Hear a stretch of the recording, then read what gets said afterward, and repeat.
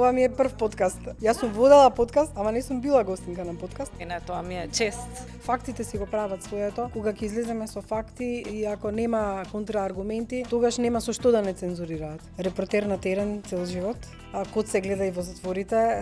Факт е дека дел од нив сакаат да бидат инфлуенсери или се инфлуенсери на свој начин, се снимаат во затвор, се снимаат на забави, сакаат да ги има на TikTok, се надпреверуваат меѓу себе кој е појак. Имаш ли страф? Дојде човек со ми го остави на маса. Ако го повториш прилогот ми рече на вести, да знаеш што следува. Тогаш ме чува неколку дена во тогаш на време Алфи. Луѓето веќе знаат, ако не е на медиум и ако не притискаме, тешко дека ќе се реши. И затоа и доаѓаат судови и полиција, секогаш е ниска довербата. Секогаш е повисока во одбраната, да речеме, во армијата. На идентитетот се работи и преку серии, преку филмови, преку детска програма. Мора да сме во чекор со времето, значи не е веќе телевизијата телевизија. Сега се платформи, сега е подкасти, YouTube. Може ChatGPT да го прашаш и можеби ќе ти даде идеја, ама не може да ти биде автор. Авиобилет за европска дестинација ќе добие еден од вас, а се што треба да направите е да ги пишете во коментар омилените говорници и европската дестинација која сакате да ја посетите. Доколку ви се допаѓа што го врти светот, стиснете subscribe и like. Здраво, Снежана, што го врти светот? Светот го вртат луѓе како тебе и многу други такви кои што се трудат цел живот да направат нешто повеќе за ово општество. Добро, ова ќе си го напишам во CV, благодарам, затоа што многу убав одговори, многу ми значи. Ќе ти поставам кратки прашања и те молам кратки одговори. Кот или Телма? Телма, затоа што Кот е на Телма. Веќе 10 години оди на Телма, а Кот е мојата животна определба.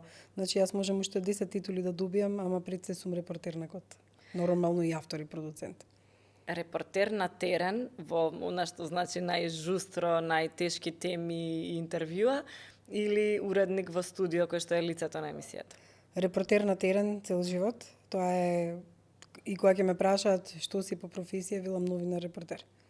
Зеленчук од пазар или од градина дома? Од градина, јас одгледувам пиперки, патлиџани и разни работи. Одлично, ова ми беше супер кога го слушнав. Може би не веруваат, ама може да дојдат да видат. Затоа што темите ќе ни бидат, како и секогаш, ќе има и сериозни, ќе има и помалку сериозни, ама ова беше некако убаво да го почнеме на почеток. Како се релаксираат луѓето што интервјуираат криминалци на работа со градинарство дома и природа ми е одличен.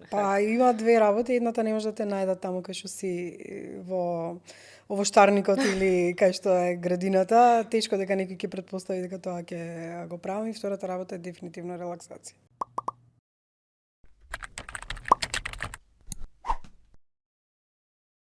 Добро. И сега Кот постои 18 години, полнолетство ќе славите буквално од 2007 година. Како изгледа само да се одржи таков еден бренд, особено што тоа беа некои пионерски чекори во таквиот тип на новинарско известување. Предходно, сега не знам, јас сум и релативно млада, ама не помнам дека имало нешто баш такво документаристички спремено за на телевизија.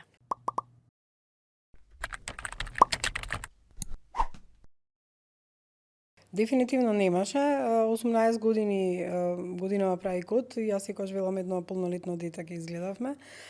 Немаше, идејата дојде од Америка, 60 минути емисијата кога ја видов. И тогаш решивме да правиме Кот. Сега како се одржува? Со многу ентузијазам. И мој и на колегите кои работат со мене. И желба за истражување секоја недела, затоа што емисијата оди еднаш неделно. И многу е тешко да се одржи темпото. Да. И очекувањата се големи.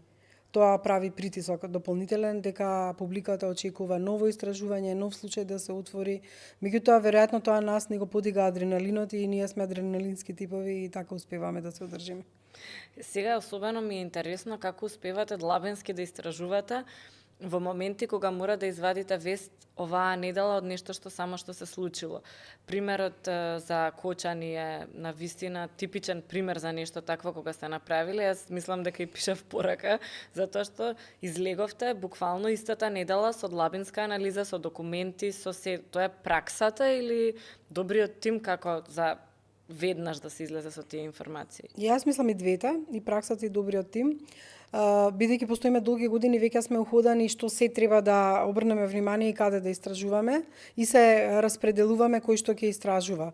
Така што се потрудивме веднаш од сите можни извори да дознаеме што се случувало, а искуството ни кажува каде да бараме документација, каде можеме да најдеме документација, како да ги селектираме информациите, како да провериме од повеќе извори. Така што, еве, минатава недела се навративме на Кочани што се сме правиле и на вистина јас некогаш се чудам како во тој адреналин и ентузијазам сме успеале толку многу да дознаеме. Тогаш и не сме свесни што правиме. Ја мислам дека и не сме свесни што правиме. И кога се гледам многу емисии наназад, си викам леле што ми били убави емисиите и секогаш сум критична дека сега не можам да го направам тоа што тогаш сум го правила, а кога ќе се вратам после некое време, ќе видам дека не сопрело истражувањето, дека е со исто темпо оди. Дека еве го пак Да. се случува. Меѓутоа секогаш сме самокритични. Често се истражуваат работи или луѓе кои што важат, да кажеме, и за опасни или се на одредени позиции, се прават интервјуа со политичари, бизнисмени, најразлични бизниси се разгледуваат во однос и со однос со државата. Ти се случило ли никогаш да има, не знам, некаков обид за цензура и како на тоа реагира некој кој што е уредник на емисија како Код? Имало обиди за цензура, директни или индиректни. Јас јавно и отворено сум зборувала за таквите обиди за цензура, особено стигнувале од некои одредени мокници, било да се во бизнисот или политиката и слично. Јас секогаш ги разделувам од оние што се подземја, тие се отворени, директно ќе ти кажат ако треба со пиштол ќе ти дадат. Овие се суптилни. Добро, и тоа не звучи многу фино. суптилни се, не очекуваш дека тоа ќе ти го направат, ама може да го направат. Меѓутоа, тој што се обидел да го направи тоа, завршил навистина неславно, затоа што многу е битна довербата.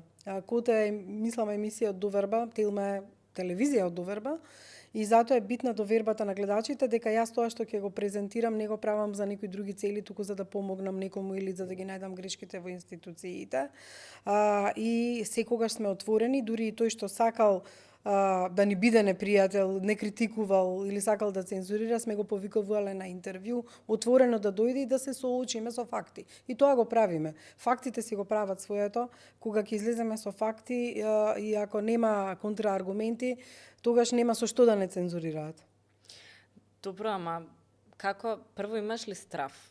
Јас некогаш ги гледам интервјуата и си викам, оваа жена нема страф.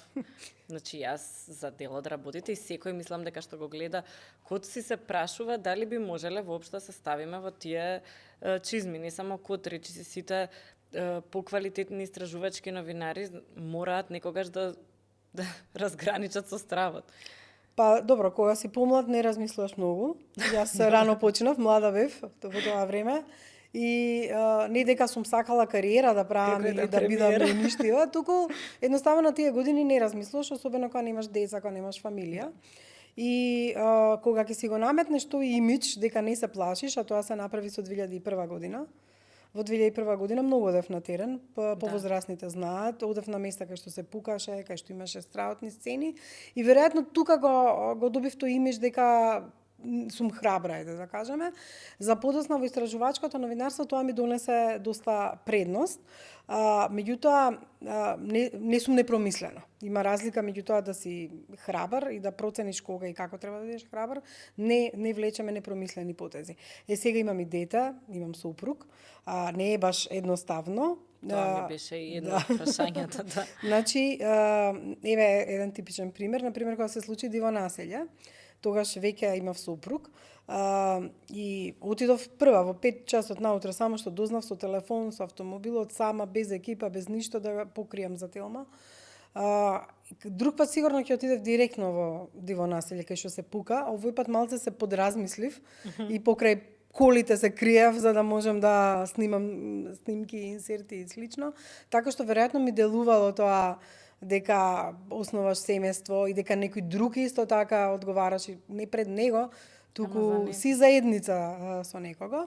Кога имам дете, често пати сум си помислувала кога имам некои опасни теми да не нешто, ова можеби звучи баш не добро, ама да не нешто ми се случи со автомобилот или Па не звучи не добро, тоа Да. е реален страв. Така што има такви реални мајчински стравови, за среќа да чукнам до сега.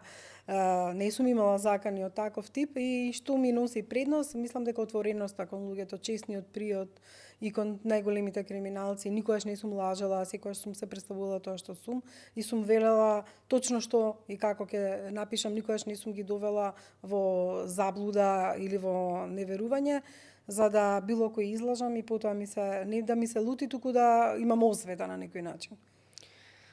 Добро, ама сепак ти благодариме затоа што и како мајка веројатно и тоа некогаш па може и да те мотивира. Не знам, за мене лично знае да ме мотивира да правам повеќе затоа што сакаш да направиш подобра држава во која што ќе живееш. Па да, што го врти светот беше првото прашање. Ако не сме ние, особено во новинарството, тогаш многу работи нема да се сменат.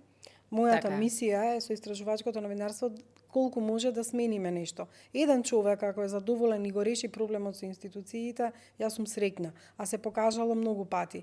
Сега не секогаш реагираат и ниту институциите, ниту судовите, некои работи се повторуваат во овие години. Јас сум 30 години новинар, 18 е само код.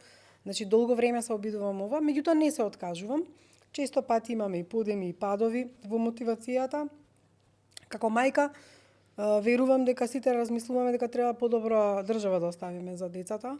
Ако сум ја некоја генерација, популарно наречена транзицијска, кога Македонија стана независна, јас бев студент кога беше војната во Југославија, ја покривав кризата на Косово, бев во 2001.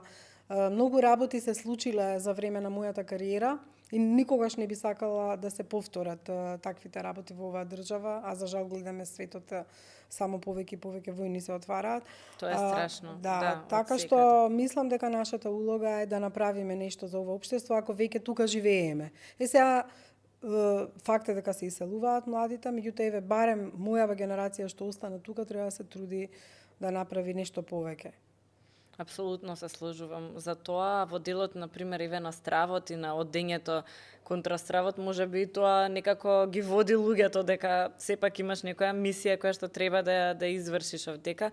Конкретно за Диво населје, тоа беше во сабота и јас водев утринска програма на Сител, имаше еден снимател со мене со 3 камери и само влегува на прилог додека оди, влегува реализатор и вика има војна во Куманово, доаѓај таму, ти продолжи да водиш како ништо да не е, уште немаме повеќе информации. И тоа мене само од тоа ми се пресекоја. Но зато особено што нели тука е блиску, не знаеш што се случува. Да, тогаш е поголем стравот, дефинитивно. Јас пред една недела се вратив од Израел.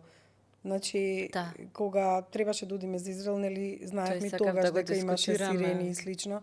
Меѓутоа, кога е друга држава, не е истото чувство. Кога е твојата држава, во прашање на вистина, не ти ја се едно. Каде што се сите тука, да имаш блиски, значи за твојата држава е сосема поинаков страв отколку кога си во друга држава, дури да има војна, ти си репортер и нормално ја гледаш работата. Кога си во својата држава си репортер, ама емоциите ги чуваш внатре во тебе и кога ќе си дојдеш од работа, не можеш да заспиеш, сонуваш и слично, така што стравот е различен, зависи кај си и што е опасноста. Апсолутно, ама опасност има се уште по улиците и тука кај нас. Постојат опасни банди, постојат опасни случувања кои што ги гледаме и кои што ти ги следиш и ги известуваш. Гледавме кои се некои од најгледаните, најпопуларни сегменти на YouTube конкретно. Од Коти први ни излегоа нели покрај Кочани, Рекет и така натаму се и оние убиства што се случуваат во македонското подземје, сите оние интервјуа со лидери на криминални групи и слично. Кажи ми, се случило некогаш да ти треба обезбедување на терен за снимање на интервју? За снимање не ми требало обезбедување, затоа што директно сум ги комуницирала тие луѓе, ја знаат мојата работа. Код се гледа и во затворите. Че ова се фанови. Фанови, еден дел од нив се. Имаме чесен пристап, како што реков, отворено им кажуваме дека сакаме да ги снимиме. Факт е дека дел од нив сакаат да бидат инфлуенсери или се инфлуенсери на свој начин, се снимаат во затвор, се снимаат на забави, Така е. сакаат да ги има на TikTok, сакаат да ги има на Instagram, се надпреваруваат меѓу себе и таму кој е појак. Меѓутоа, тоа беше порано. Некаде на почетокот, дури кога не беше Код, кога правев, ја бев репортер кој покриваше криминал и корупција и тогаш. И кога правев, например, за лаборатории на дрога, кога правев за организиран криминал во Куманово и слично, тогаш ми се има случајно, првиот пат дојде човек со пиштол, ми го остави на маса и ми кажа ти пред мојата куќа кажа дека е лабораторија на дрога. А јас млад и не толку искусен новинар си застанав стварно пред куќата и кажав во оваа куќа се прават екстази, едно друго све испораскажав баш пред куќата. И ако го повториш прилогот ми рече на вести, да знаеш што следува. За среќа не се случи ништо, го повторно одеше прилогот на вести, меѓутоа тогаш ме чува неколку дена во тогашно време Алфи. Потоа имав закани од уште еден човек, бидејќи правев за него еден серијал. Јас ги пријавив заканите, преку трети лица ми се закануваше, меѓутоа до ден денеска јас комуницирам со сите тие луѓе, апсолутно немам никаков проблем, дури го раскажуваме како анекдота. Сега отпосле. И што е, кој е пристапот за да седнете сега со криминалец од другата страна, каков пристап треба да има новинарот за да може тој човек да се отвори, затоа што на овие епизоди си се отвараат, си ги кажуваат некако сите работи кои што мислиш дека нема шанси да ги зборуваат пред камера. Па, ние не криеме што правиме. Значи, со било кој од нив, ако треба да се направи интервју, знаат точно зашто е интервјуто, сигурно нема за научна дејност да го правиме интервјуто. И темите ги знаат. Некои од нив сакаат да излезат пред камерата, некои не сакаат да излезат пред камерата. Повторно ќе речам, битна е довербата и искуството, затоа што тие знаат што да очекуваат, дека јас ќе кажам што правеле, како правеле, тие ќе си ја кажат својата приказна, меѓутоа знаете како е, криминалните структури во оваа држава не настанале само зашто некој сакал да биде криминалец, туку некој му дозволил да биде криминалец. Работеле со полиција, работеле со институции, односно со политичари и слично. Тој систем бил поврзан и заради таквото поврзување не можам да ги обвинам само нив дека се тоа што се. Туку некој не сакал нешто да спречи или соработувал со нив. Така што јас имам таков пристап мултидисциплинарен, може да се нарече, дека не е само еден човек потребен за да настане особено организиран криминал, се знае дека се потребни повеќе луѓе. Сериозна организација. Да, сериозна организација. И најчесто во Коти тоа обработуваме. Сериозна организација, односно организиран криминал. Може да тргнеш од најобичен човек што има мака со институции, на крај ќе видиш дека тоа е една мрежа сплетена. Така што во таа емисија кај што ние интервјуираме некој што е осуден или обвинет за криминал, секако ќе спомнеме и кој помогнал или бил слеп, не сакал да го спречи или работел со него и слично. Така што мислам дека таквиот подетален пристап носи доверба кај луѓето, било да се од подземјето или од друго место. Имаше некоја така чисто што се пушташе како муабет дека во Македонија најорганизиран е криминалот. Дефинитивно. Некако тоа може би намерно кога нели немаме доволно организација и силни институции ќе дојде како последица од истото, ама често опфаќаш и граѓански теми, да кажеме се гледа дека некој те контактирал, има проблем со нешто или со некоја институција, како доаѓаат луѓето до тебе и воопшто до Код? Дали ви праќаат мејлови, дали лично доаѓаат во Телма, носат документи? Се од ова. Значи, луѓето кои се повозрастни и немаат мејлови, чисто доаѓаат со документи и мораме да ги сослушаме, да видиме зашто се работи. Праќаат многу мејлови, пишуваат на Facebook, на моите профили и слично. Проблемот е што не можеме на сите да им одговориме. Како тоа сакам да кажам, како ќе се одбере ова?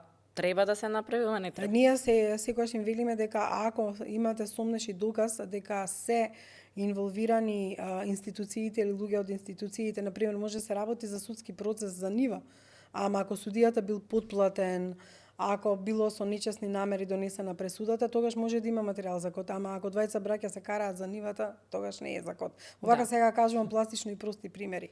А секогаш мора да ја гледаме последицата во тоа дали некој во некоја институција што требало нешто да реши неправилно тоа го направил или земал мито, или системот едноставно не му одговара на обичниот човек. Тоа не се случи со Злате Стојановски, човекот што невино отиде во затвор 10 дена. Да, од таа ова го приказна. помнам заради името исто. Така? Да, Злате Стојановски беше човек што отиде во затвор невин, исто како на тетовирање Илија, што е ликот. Затоа што му ги злоупотребија лични податоци, односно неговата лична карта. И препродавале земјиште во разни делови, во Сопиште, во Визбегово. И практично се појавија четворица Злате Стојановски. Сакам да кажам дека обичен човек, пензионер, кој што на мравка не сгазил 10 дена беше во шутка. И сега, ако ја слушнете само неговата приказна, солзи раскажана, и ако не отидете подлабоко, нема да дознаете зошто тоа му се случило. Ама ние стигнавме до тоа дека таму е инволвиран полицаец кој на оригинални образци изработувал лична карта со негови матични броеви со друга слика. Откривме дека се инволвирани бивши телохранители на премиери, откривме дека е подземјето инволвирано и слично. Значи, стигнавме до една многу голема приказна. Затоа велам, многу треба длабоко да се копа и да бидеме трпеливи и да ги најдеме сите можни страни за да стигнеме до вистината. За жал, државата не му се одолжи на Злате. Како што... не му ни барем, не знам, треба тој или сега доби... да има отпремни, да, треба да има повисока исплати. Меѓутоа не се случи тоа, тој претрпе психичка травма и слично. Секаква травма. Да, меѓутоа за обичниот човек нема, како да кажам, во оваа држава така е и многу луѓе кога ќе одат кај адвокати или во институција, ако не им се решава проблемот, велат па одете на код. Тие, ако излезат, ако излезат на телевизија, може да се реши. Да, ние сме, ама повторно ќе кажам, за жал не можеме на сите луѓе да им одговориме. Ние сме мала екипа. Да, и затоа постојат сепак институции, особено кај што се такви лични спорови, имоти добро, така има натаму. народен правобранител, Хелсиншки комитет и слично, меѓутоа луѓето веќе знаат, ако не е на медиум и ако не притискаме, тешко дека ќе се реши и затоа и така доаѓаат. Така испаѓа кај нас. Да. Апсолутно се сложувам. И добро кога ги истражувате тие случаи кога излегуваат полициски службеници, како потоа, например, има многу ниска доверба кај дел од населението во полицијата. Не се пријавуваат работи во полиција. Например, знам, женски кога се нападнати, ретко нешто се прави во однос на тоа, да кажеме, или може би се прави, ама сепак овие случаи каде што не се направило ништо, каде што не се истражило, каде што невини луѓе завршуваат во затвор, прават една недоверба. Како институциите малку да ги посоветуваме да ја вратат довербата и да изградат еден подобар однос со граѓаните, зашто има примери каде што работат, да кажеме, во Гранап, јас имам таков пример, женска девојка работи, татко и вика, па еве тие шипката ако те напаѓаат навечер, зашто 3 пати пријавуваме дека доаѓа, пример, во незиниот случај мањак и така натаму во местово и ништо не се случува. Како институциите да си ја вратат довербата, затоа што на крајот од денот па не е целта да се ние меѓу себе да се браниме и со да се шипки. браниме. Факт е дека само со притисок кај нас, очигледно медиумски, јавно изложен, посочен, може нешто да се направи. Најголема жртва се граѓаните, дефинитивно. Тие треба се охрабрат барем до нас новинарите да пријавуваат, колку можеме ние да укажеме на тоа. Од друга страна, што се однесува до институциите, тоа што спомна и ти, ќе дојде жена која што е нападната можеби од сопруг во полиција и треба да се сочини записник. Прашање колку ќе ја разбере тој што е на смена полицајци, колку е едуциран, за да ја свати таа жена дека е нападната или ќе ја рече оди си дома подобро смири се со мажот ти. Значи таа жена уште дополнителна травма ќе доживее. Па имавме ситуации каде што не само травма, туку имаше и трагичен крај на такви примери каде што ги враќале во семејство. Така што мислам дека сериозно треба да се позанимаваат институциите и со обука на своите кадри и со укажувањето дека ние граѓаните плаќаме данок, тие нас ни служат, тие се таму за нас, не сме ние за нив. И тука во Македонија основниот проблем е што и луѓето треба да се повикуваат се повеќе на тоа. Јас плаќам даноци, јас го полнам буџетот. Вие сте администрација, ни служите на нас, затоа земате плата. Така е, не е во апсолутно. администрација дојдеш да земеш голема плата и ништо да не работиш, туку треба нас да не сервисираат.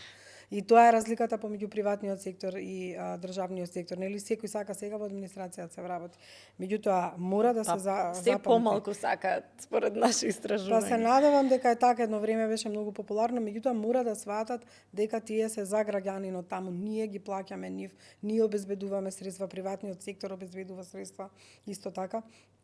Не ќе да генерализирам, има и добри административци, меѓутоа еве кога зборуваме за овие судови и полиција, секогаш е ниска довербата во нив. Секогаш е повисока во одбраната, да речеме, во армијата. А законите некогаш се супер. Јас знам кога требаше да се отвори трезорот со сите трошења на државата, имаше многу коментари од типот никогаш нема да донесете таков закон. А таков закон е донесен затоа што по закон буџетот е транспарентен и се врзано со буџетот и трошењето на државата може законски да се објави. И се И гледа. немаше потреба од нов закон, значи законот тоа го пропишува дека може да се направи, само требаше да се направи софтвер. Мислам дека треба да се подигне свеста на граѓаните и тука јас секогаш ја критикувам, кај нас некако нема континуитет на работите. Може ние медиумите ќе се обидеме Еднаш ќе нешто притиснете, да притиснеме. По нас, по мене, невладиниот сектор треба потоа да продолжи тоа да го прави. Ние никаков континуитет немаме затоа што новинарот постојано добива нови и нови информации, нови проблеми и слично. Меѓутоа потоа никој треба да се зафати со таа работа и тоа да го сработи. Не да живее само од проекти, додека трае проектот ќе го работам, потоа не. Ние не изградивме невладин сектор кој што сега еве во услови кога многу меѓународни организации се повлекуваат и многу средства, ќе опстане. Така како што ние сме опстанале 18 години. Ние не сме имале пари 18 години, ниту никој ни давал пари за истражувачко новинарство, работиме за плата. Ама некој навистина треба да се позанимава со прашањата на граѓаните и да истрае во тоа. Има невладини организации кои се занимаваат, меѓутоа не доволно по мене. И тука ќе го едуцираат и граѓанинот, ќе знае кои му се правата, ќе знае кај да ги види отворените финансии, ќе знае да провери дали тендерот е исправен или не, ќе има поголема свест за да може да реагира во општеството. Баш во тој сектор кај јавните набавки и имаме добри двајца новинари кои што се занимаваат многу со јавни набавки. И ние се занимаваме во озмај со економски теми.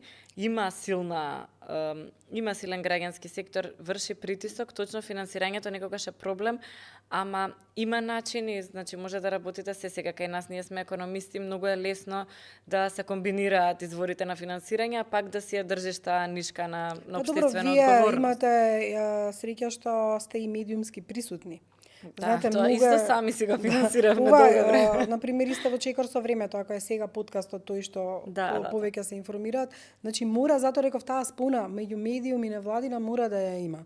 Без оглед дали невладината го прави тоа или го работи во соработка со одреден медиум. Затоа што само тоа е начинот да се направи нешто повеќе и тоа јас уште пред 20 години го научив кога работев во Црна Гора еден проект каде што новинари од регионот работевме со невладина организација за борба против корупција. И работевме на разни теми, од дивоградбени стил регион до шверцување на друга и кокаин од Колумбија. И тогаш имаше вистински резултати, затоа што можеме ние нешто знаеме, ама не знаеме доволно како што вие експертите по економија или во право го знаете. И затоа се потребни такви сојузи се повеќе. И јас секогаш ги давам критична маса за пример за точаците, дека велосипедски патеки во Скопје предходно баш и немаше, и тие почнаа многу да бидат присутни на медиуми, и тогаш некако на ура се исподнаправија тие велосипедски патеки, па едно време како стивна таа дискусија, се остана таму, па еве ги пак се активираат и пак одеднаш таа тема се враќа. Нормално мора и медиумите ние да ги храниме, мора да сме им тука, така што супер мора да продолжи таа дискусија, макар и цел граѓански сектор да се вработи во приватен сектор, не сме да престане активизмот. Тоа не е секогаш врзано само нели со пари и финансирање. Па добро, ма кај нас има свеста да се подигне за активизам граѓански за волонтирање. Да, апсолутно. Значи и тоа го нема, да се волонтира, нешто да направиме сите за заедницата, а да не мора да ни се плати. Па да, ама гледаме дека во тие населби каде што имаат поактивно население кое што не е некогаш е организирано во невладени организации, ама некогаш не е класично организирано.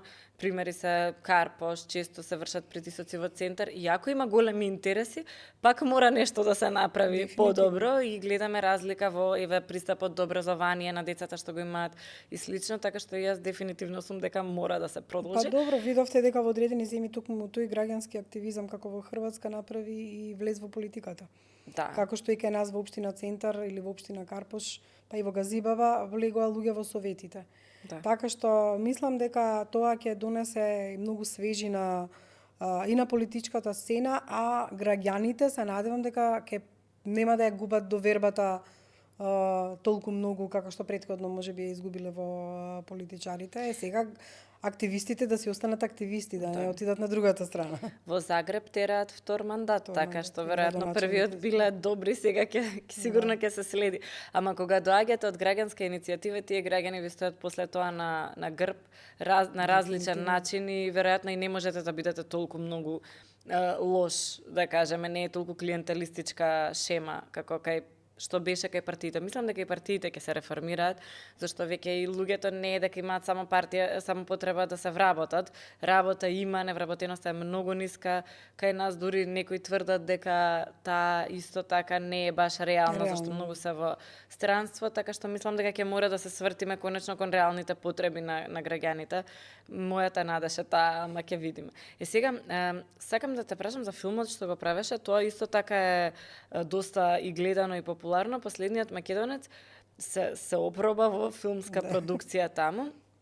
Како ги собра актерската екипа, како им приде тоа еден свет кој што навидум на многу луѓе им личи на затворен свет каде што тешко е да се направи. Напротив, знаете како е, кога си 30 години новинар, сакаш да пробаш и нешто друго и да видиш да си се докажеш пред себе. Затоа што доаѓа секојаш периоди во кариерата каде што и нешто друго сакаш да направиш. Во 2015 година е сниман филмот, 2014 идејата беше да се направи играно документарен филм, а мотив ми беше 100 години од Бугарешкиот договор. И целата оваа историја на Македонија сака, бидејќи целосниот назив на филмот е Последниот македонец, патот до истребување. Зошто е патот до истребување? Да видиме дали ние сами сме си виновни за историјата и сегашноста и дали ние треба да се запрашаме што ние правиме за нас и за нашата држава. И сакав да ги поврзам минатото и сегашноста. И во филмот практично се обработени предавниците што биле во тоа време на сите страни. Значи, кој се работувал со бугарската екзархија и бугарските власти, кој се работувал со српската држава кога било српско, кој не предал кај грците и слично. Така што е многу комплексен на филм. По мене образовен треба да биде и можеби децата исто така треба да го гледаат на поголема возраст во 8 деление 9. Што се однесува до актерската екипа, јас сум презадоволна што успеавме да ги собереме сите битни актери, да не ги именувам, беа 20, од Сашко Коцев до значи Рубен Смуратовски, Јолевски, Драгичевиќ, значи многу имаше актери и некои 45 статисти. Го снимавме во Битола и Битолско. Навистина огромна екипа. Многу малце луѓе знаат дека тој филм е и морам да признаам дека имав голема помош од двајца добри продуценти, од Вац и од Огјантов. И е навистина чест да соработуваш со такви луѓе кои што можеби го препознаа мојот ентузијазам дека сакам нешто да направам за државата. За да остане како нешто што може да се изгледа и да се научи нешто. И веројатно препознавајќи го сето тоа, сите ние успеавме да направиме филм со многу малце пари.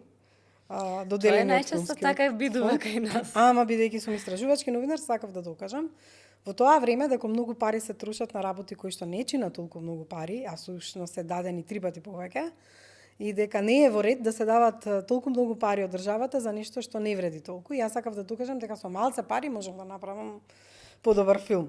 Што не е баш паметно за дома. Не сум сигурна дали е долгорочно добро. Тоа не е паметно од економски аспект. Јас само што се омажив, купивме стан и парите за плахари и за тоа што решу станот да ги дадов за патувањата надвор од Македонија.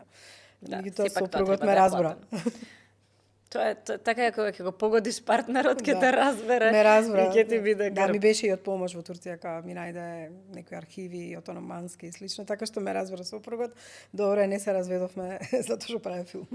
Добро, поздрав до него и браво за тоа. И мислам дека во таа насока е стварно битен изборот на партнер, да ти е поддршка и односно се бидете поддршка за да напредувате, инаку може да Да, нели? филмот беше прикажуван во речиси сите киносали низ Македонија, беше прикажуван и во некои училишта, беше на МТВ прикажуван исто така и така, тоа е едно искуство.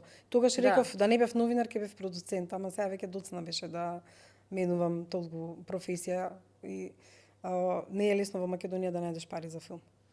Така е, сега мене ми се допаѓа концептот на да си погледнеме сами во огледало и да видиме што ние правиме за нас. Нормално дека се чувствуваме често и предадено и нападнато и така натаму, меѓутоа да видиме што ние правиме. А во делот, например, на продукцијата, ние правиме многу малку во Македонија. Ако имаме примери за филмови кои што се снимиле, ама сериозни, отишле на Оскар и еве сега добиваме награди низ целиот свет со еден од филмовите, ако видиме што се случува во тој дел, гледаме дека ете има интереси за дигитални содржини, за подкасти, ептен некако стана популарни, меѓутоа има интерес за детски содржини. Што правиме со продукцијата? Зошто не може таа лесно да се финансира и да кажеме, еве, например, наместо само странски серии, да гледаме малку повеќе македонски серии, кои што директно телевизиите или телевизиите во соработка со надворешни продукции би ги продуцирале? Како што е секаде. Да, јас се служам со тоа. Директор сум на телевизија во која што е единствена различна од другите телевизии, која што нема турски серии, се труди да има Сега македонска. другите ќе речат, не е така. Може да така, дискутираме. да, Јас сум да. отворена за дискусија. Може да Во дискутираме однос за на тоа. програма, апсолутно. И од друга страна, приватен сектор, секој има право да се одбере што е популарно и што сака Да. да биде гледано. Ние сме се решиле за доверба. Телма е телевизија од доверба, со потврдени новинари. И програма која што се трудиме во најголем дел да биде од македонска продукција. Дали се тоа независни проекти кои доаѓаат на Телма или се наши продукти, сепак да биде на македонски јазик и да биде македонска продукција. Не гледаме да сме најпопуларни во смисла на тоа дека гледаноста не значи квалитет. Туку по мене фидбекот што ќе го добиеш од гледачите, довербата и публиката која што знае што ќе добие од Телма, исто тоа е поврзано и со маркетингот. Јас мислам дека Македонија нема национална стратегија во однос на програмите. Дозволи да влезе толку странска програма, без оглед дали е турска, српска или друго подрачје, и никогаш како национална стратегија не се потруди да работиме на идентитетот, се работи и преку серии, и преку филмови, и преку Па детска токму програма. за тоа и ми е прашањето. Не се работи само значи тоа е идентитетот. Децата нема да знаат да го зборуваат македонскиот јазик, си да зборат англиски.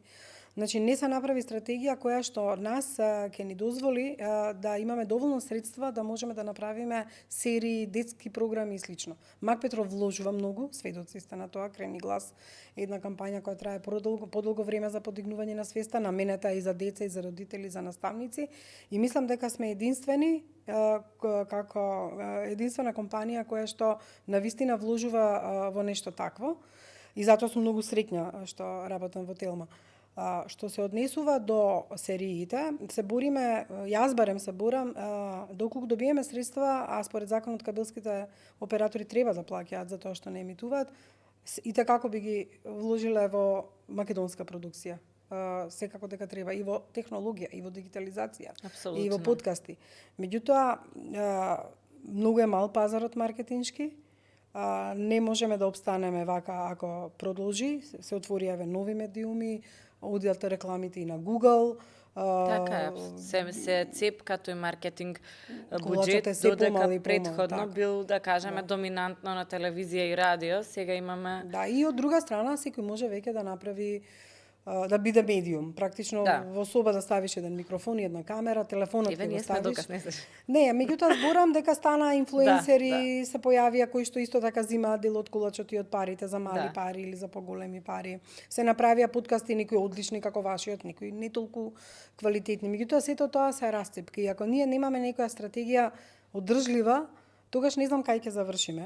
Јас одам многу често во Европа за да купуваме серии, филмови и друга програма.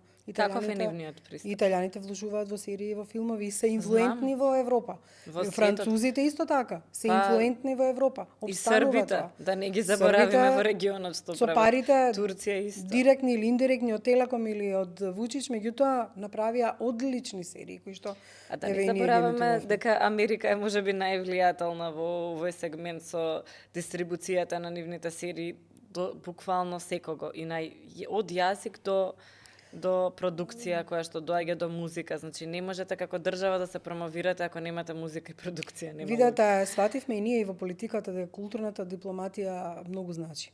Еве, сведоци сме на одењето на нашата претседателка во Софија и на нашата филхармонија, на гостувањата во Сол.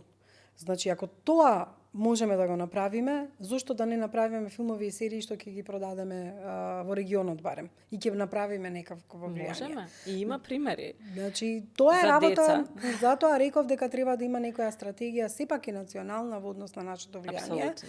Маркетиншки правиме колку што можеме. Јас те кажав што се работи Мак Петрол во однос на кампањата за деца. Го имаме Лоу со Мак Петрол сега како детска емисија. Да, пресладко. Да, значи се трудиме колку што можеме, меѓутоа не можеме да речеме дека не можеме да се бориме со популарноста на турските серии се уште, а од друга страна тоа го гледа возрастна публика на 60 години. Ние се бориме за публика како вас, помлада, и публика која што заедно со своето дете ќе седне да ја гледа програмата на македонски јазик. Да, и ние исто, јас кога го почнавме практично подкастот, тоа ни беше идејата дека светските теми треба да се донесат тука, ама и дека луѓето од тука прават успеси во светот, само што нема како да слушнете за тоа да кажеме кај Џо Роган или во некој не знам друг подкаст кој што е популарен во странство, тоа се теми што се нормално блиску до нив.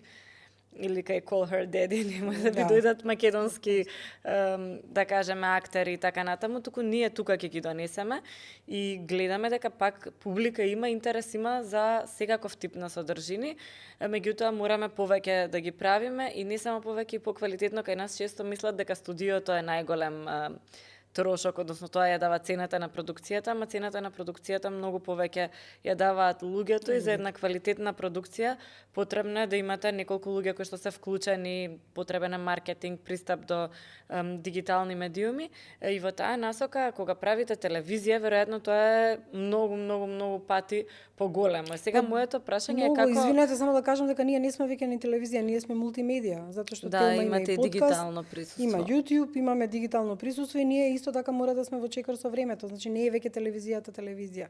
Сега се платформи, сега е подкасти, YouTube, вебсайт и телевизија. Сеопфатен пристап. Мислам дека друг начин нема и ние сега се надеваме дека ќе имаме телевизиски формат затоа што едноставно подобро е да бидете да опфатите различни публики. Сега како директорка која што треба да се грижи за обезбедување на плати, за обезбедување на студија, на опрема, на сето она што значи функционирање на една телевизија и предпоставувам да има некоја профитна маржа од една страна, од друга страна велиме градење доверба, новинари квалитетни, новинарство квалитетно, со код навлегување во некои малку некогаш и деликатни теми за некои малку деликатни бизнисмени.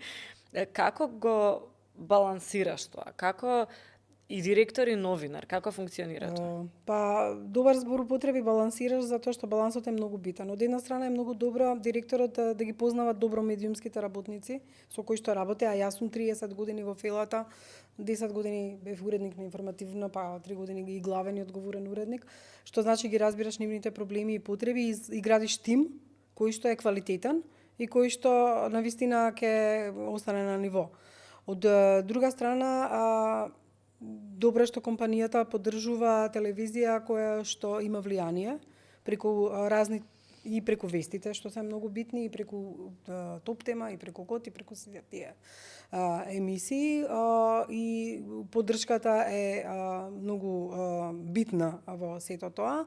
Што се однесува до маркетингот, се трудиме колку можеме, како што и претходно зборував, да обезбедиме средства за сите наши проекти и да бидеме одржливи на пазарот. Телма постои многу години. Таа е една од првите телевизии после, можеби речиси во исто време и пред А1 телевизија постоела, така што се одржала, е препознатлива по својот имидж, е препознатлива по довербата и тоа ни носи голема предност. Бројките, знаете, на гледачи не прават фидбек во маркетингот по секоја цена.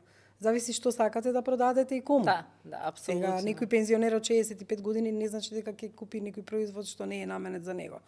Веќе кога ќе се каже пензионер од 65 години, помислувам на моите родители кои што се 60 години, ама еве, за 5 години ќе бидат 65, веќе и тие генерации се, мислам, не се толку стари.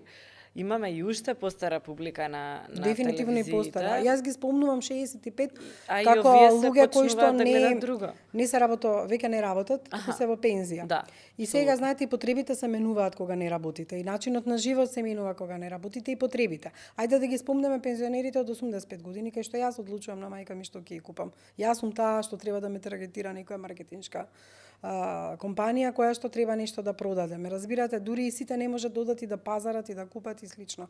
За жал во Македонија недостасува тоа мерење на фидбек.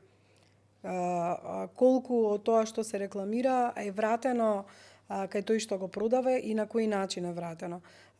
Значи, многу почесто треба да се прават такви анализи во маркетингот. Ние имаме одредено мерење на гледаноста, која што дава одредени резултати со кои што јас не се сложувам, затоа што ние сме модерно време.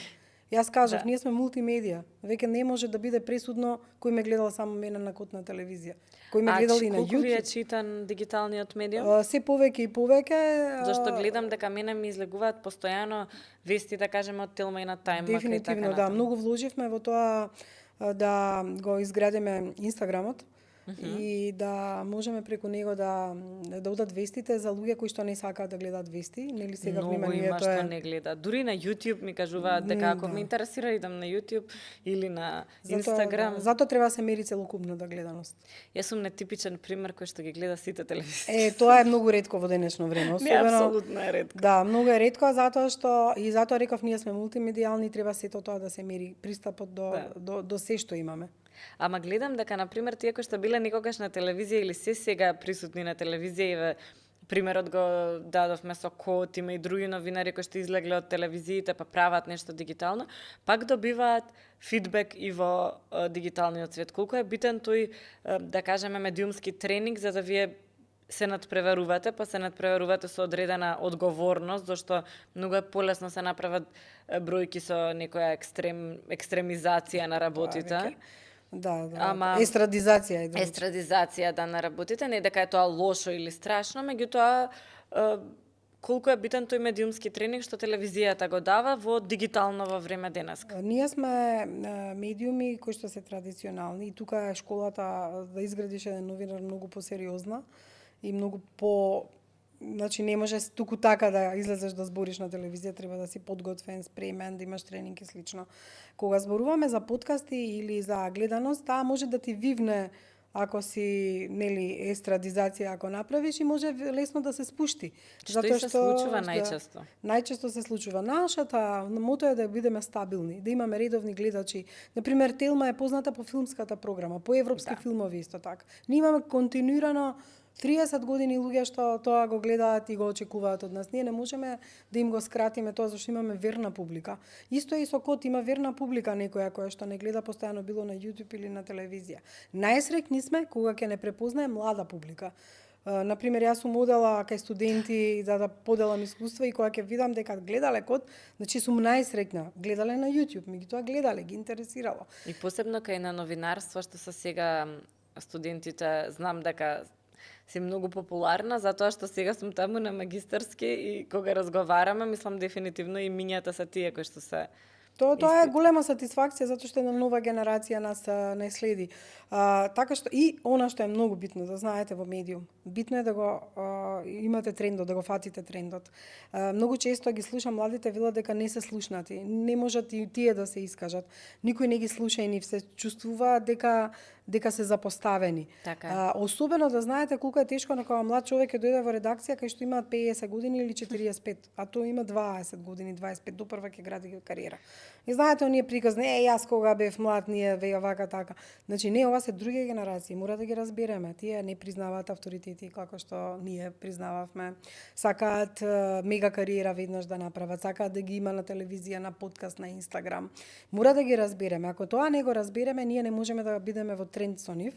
И гледаме по бројките на новинарство колку се запишуваат. Значи се помалку и помалку се, меѓутоа мора да изградиме една двонасочна улица што се вели, да и ние примиме од нив нешто и тие од нас. Ако се поставиме кон новите генерации дека ние се знаеме, они ништо не знаат, само ќе ги разочараме. Како што мене ми дале шанса своевремено, треба на секој да му се даде шанса и нормално до него да ја искористи. Апсолутно, и гледам дека има разлика. Јас исто памтам прв пат кога бев млада во телевизија и првиот ден никој не ми вика здраво. И баш сега го дискутиравме тоа. Веројатно луѓето си имале работа, не е тоа ништо лично. 90% сум сигурна дека е така, затоа што се трча по вести тој период и не секој се замара со кој влегува и излегува од телевизија, ма јас почнав да им викам здраво на колегите и после некако памтам дека им станав онака супер на повозрастните, па и тие ќе ти помогнат и, например, не знам, за читање ми било проблем на почеток, бидејќи јас бев во утринска никој не читавме како што треба на почетокот. Апсолутно, ужас. Треба тоа бавно да се чита, јас побргу ќе го прочитам. Треба побавно, без никаква емоција, ништо. И знаеле да ми дадат совет баш за тоа што јас сум им викала здраво. На старт се разочарав од непоздравувањето, а после викам па ајде јас ќе пробам. Мислам дека е двонасочна улица, дека треба и другиот да се потруди. Уште се чувствувам во некој средини како помлада, во некој како повозрастна, ама гледам дека има па млади некои сега кои што можеби се ретки, ама ако им се даде шанса, на вистина имаат што да дадат и да покажат, затоа што имаат повеќе ресурси едноставно од што ние сме имале. Јас себе кога ме прашуваат за истражувачко новинарство, го споредувам времето пред ерата на веб сајтови, Google, пребарувачи и слично, фејсбуци. Им викам јас за да направам бекграунд за една сторија, морав да одам во универзитетска библиотека и да читам весници. Да ги земам од тој датум весниците и да ги прочитам и да знам што се случувало.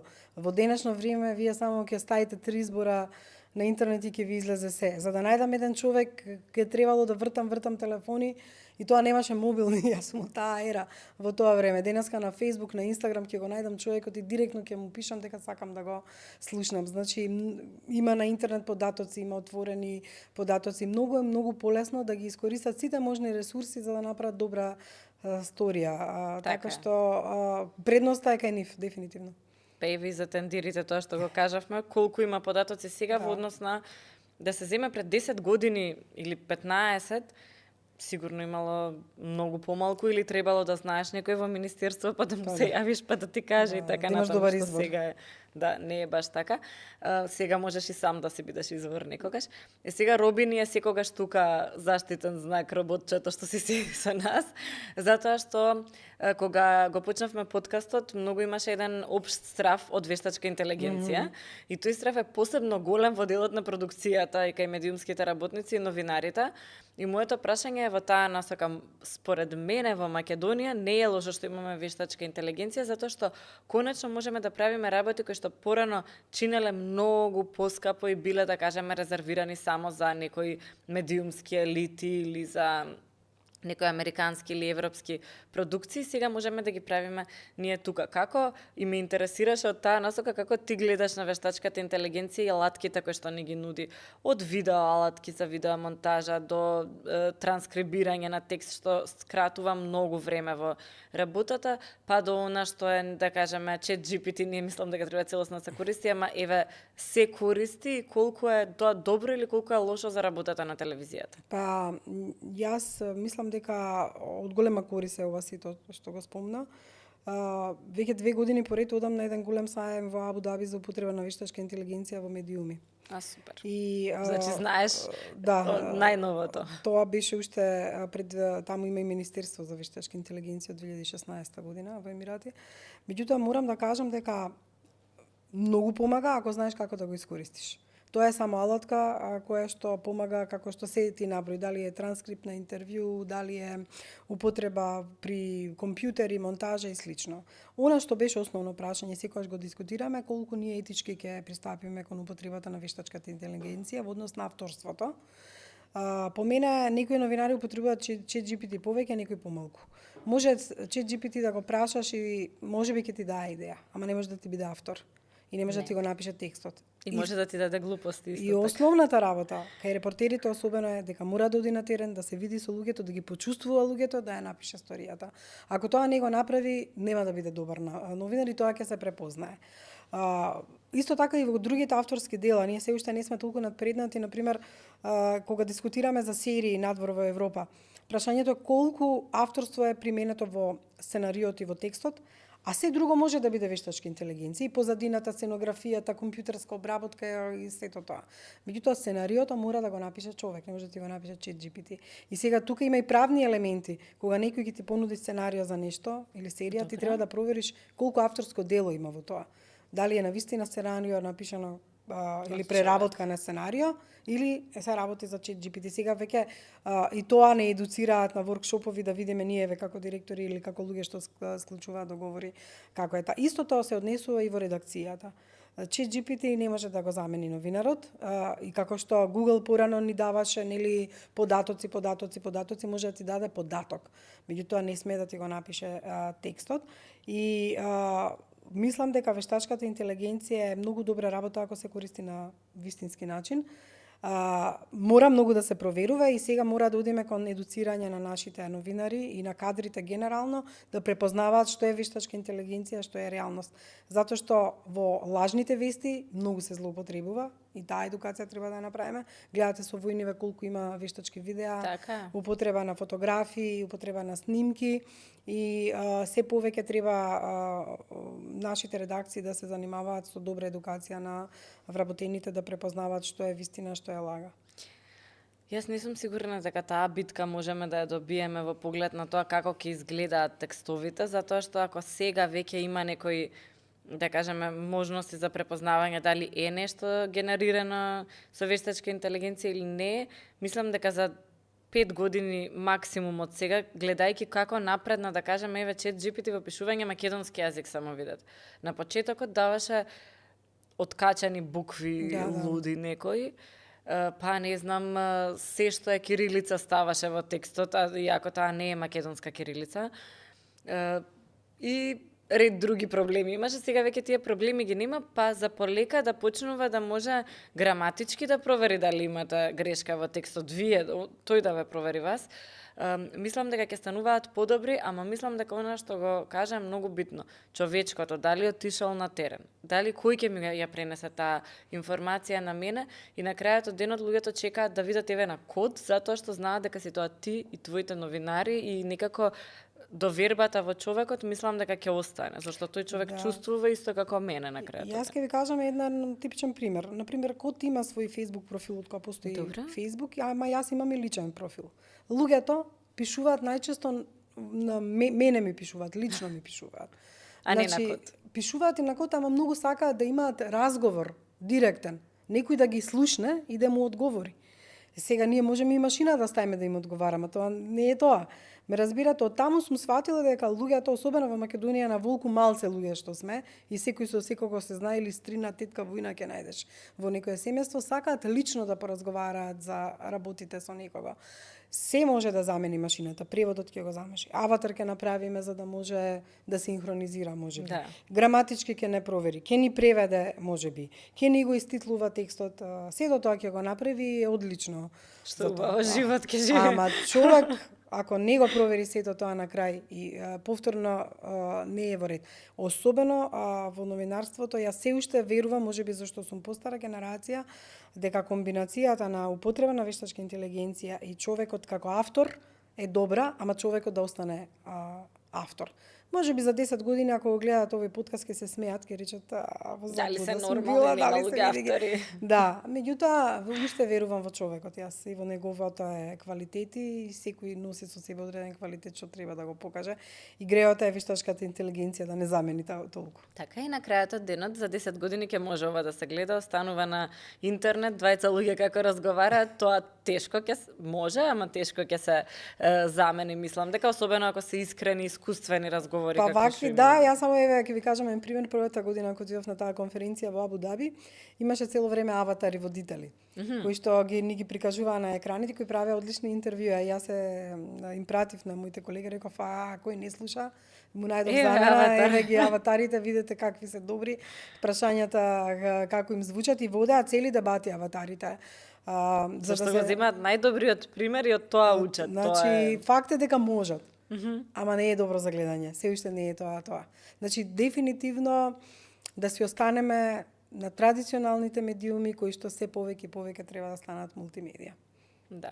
И да креираме вредности, сепак и вештачката интелигенција нема никакви вредности. Значи, тоа како ние ќе ја научиме и како ќе истренираме и што ќе ставаме ние на интернет, тоа ќе го прикажува таа. Значи, мораме малку пак да се свртиме кон тоа што е човечност, што е да не повредуваш друг и така натаму, така што мислам дека се надевам дека ете и кампањите кои што се прават сега во оваа насока покажуваат дека луѓето сакаат да осетат да се осетат заштитено и дека некој се грижи за етичките норми, така што мислам дека тука некако ќе постојат се уште и луѓето и новинарите кои што се добри, секако помалку ги има, Па добро, може ние и видете, тренд беше помогне. само регулација, ние тоа го направивме. Да. Тренд беше етички кодекс, телма има на светско ниво што се вели.